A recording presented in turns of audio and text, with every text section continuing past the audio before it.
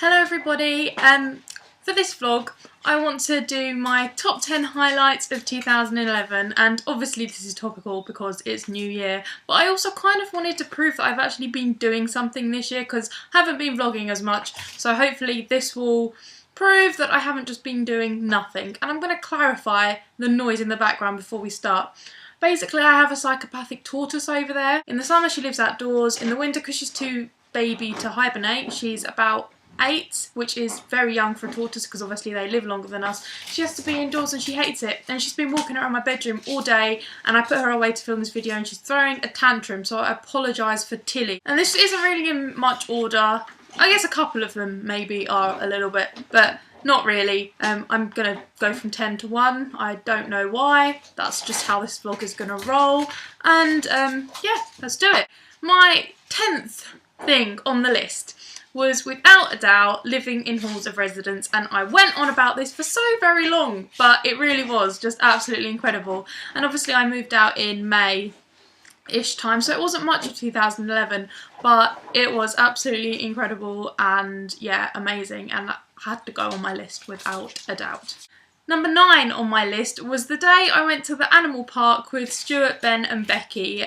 Basically, near where I live in Essex, there's an animal park, and I've been going there since I was, well, as long as I can remember. I must have gone for the first time when I was about 2, when we moved over here.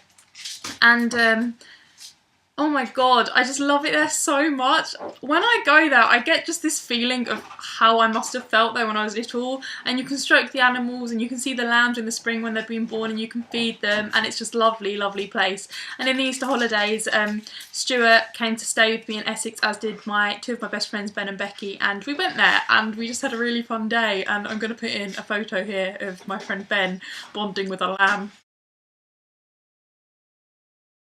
Number 8 on my list was decorating my bedroom with Stuart. As you can see, my room has changed a lot from my old videos.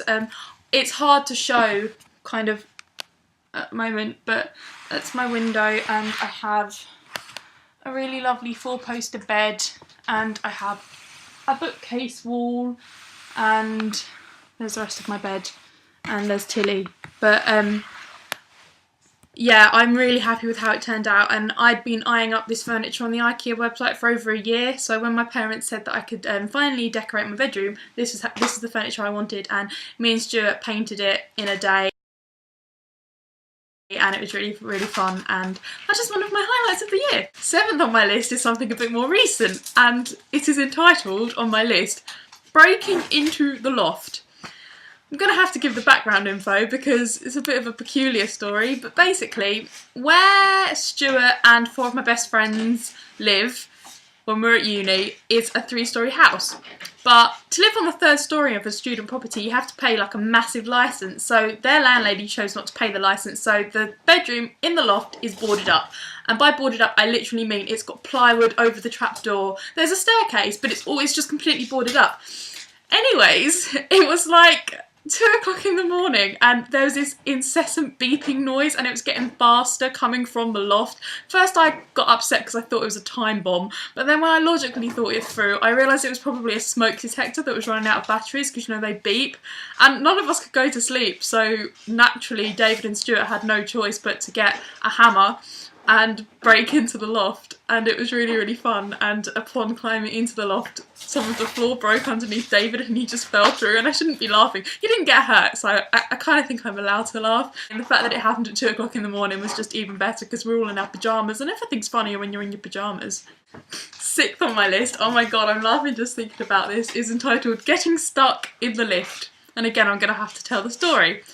Basically, my grandparents live on a rather posh gated community, and they live in a block of rather posh flats. And I say it's rather posh because you wouldn't expect the lift to break in a block of rather posh flats. Anyway, it was a Jewish festival and we all went over there, and I took Stuart with me, and it was a really lovely, lovely day, lovely evening.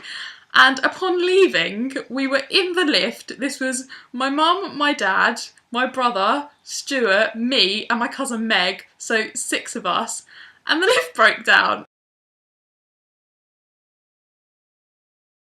And oh my god, it was just absolutely hilarious because my dad is not the most rational of people and he was screaming and ranting and raving.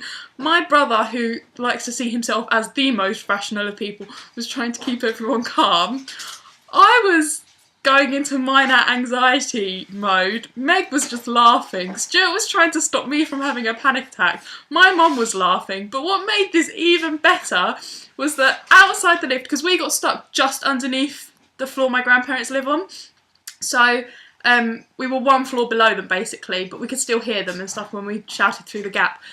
And all we could hear were two sets of grandparents, my dad's parents and my mum's parents who lived there, were just in hysterics, laughing at us. And we worked out if we actually looked through the gap we could see them. My nana was lying on the floor with her face up to the gap so she could see us, and it was so funny.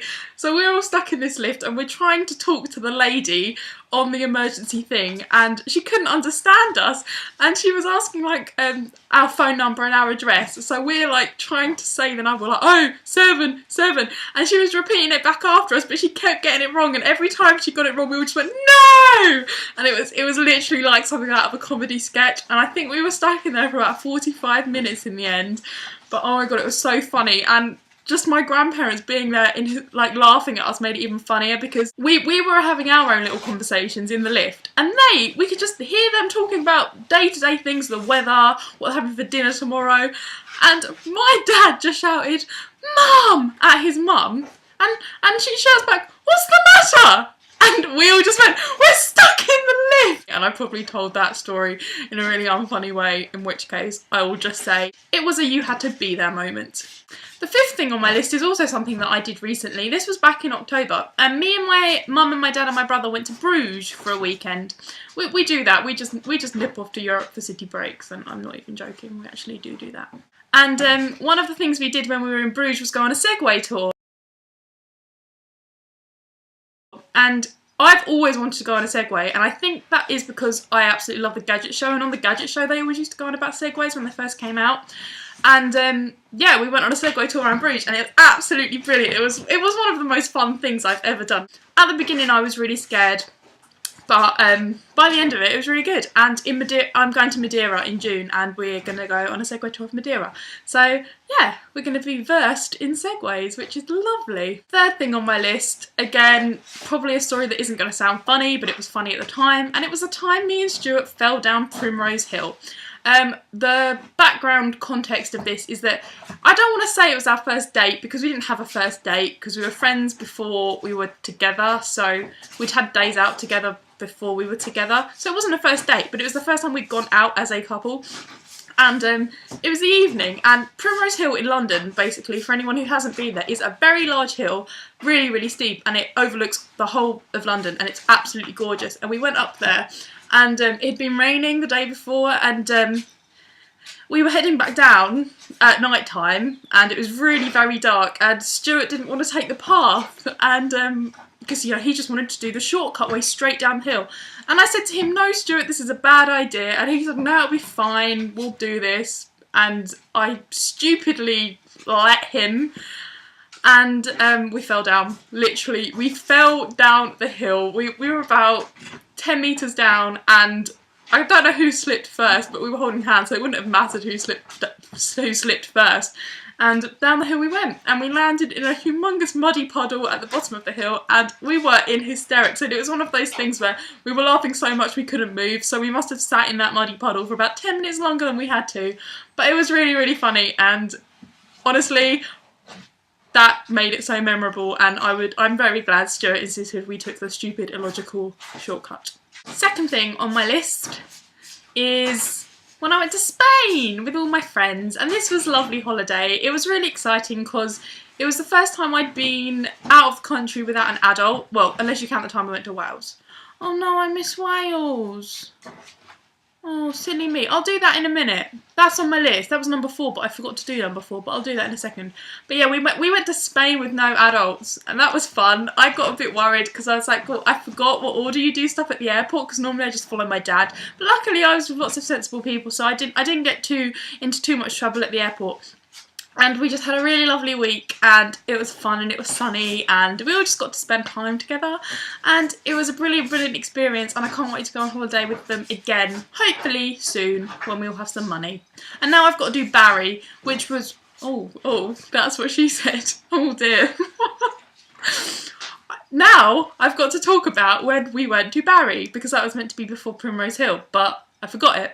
Anywho, we went to Barry Island for the day, and I have a vlog about this, so chances are you may have seen it, but we went on the Gavin and Stacey tour that we invented ourselves, and it was really, really brilliant, and Stuart threw up, and we went in the house because the lady who lives in the house was helping us clear up. And if you want to know a full version of that story, I'll put a link about here, and you can go and watch that video, but that was really, really brilliant part of 2011.